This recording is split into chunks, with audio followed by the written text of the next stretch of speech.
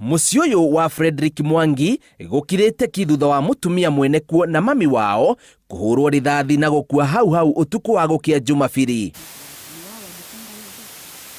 Aikari aria makuhiriirie mucii uyu marauga maraiguire mituthuko ya rithathi utuku wa thaa 4 matekumenya ni murata wao Alice na family yake maratharikagirwo. Kitu saa 4 ya usiku mimi nilisikia gari ikipita kawaida venye huwa wanasikia gari, na nikajua ni jirani wakati ilikata hii kona. Sasa haikuchukua kama 2 minutes nikasikia mlio kama mabati imegongwa.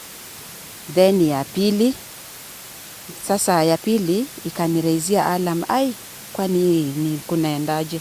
Ya tatu nikajua hapana, hii ni uvamizi. Mwangi na family yake marakoretwo makinya mucii thutha wa kumira wira uria marutaga mwena wa Gitengera, no thutha wa kuhingura kihingo kia mucii wao na kuingira niguo marahithukirwo ni Miitu iria kwirwo irehithite mahiga-ini maya mbere ya Miitu yo gwithara gutarikuya kindu o giothe. Nikapigia mtu wa nyumba 10 akaniambia kuna gunshot wanasikia, watanikonfirmia.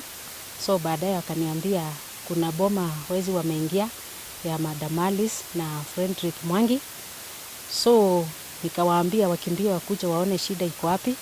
Walipokuja walikonfirm kwamba mama yake na Alice walikuwa wameuliwa na bwana yake alikuwa ameshutiwa mkono na mguu. So when the security came, ndio tukaingia na wao, tukaenda huko yenye tukapata mama alikuwa kwa gate dead. Then Alice alikuwa kando ya gari dead. We didn't know what to do.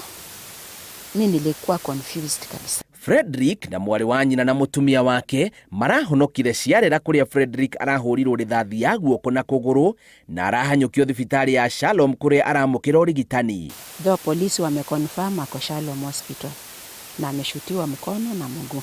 Though wamesema kulingana na police he's in stable condition.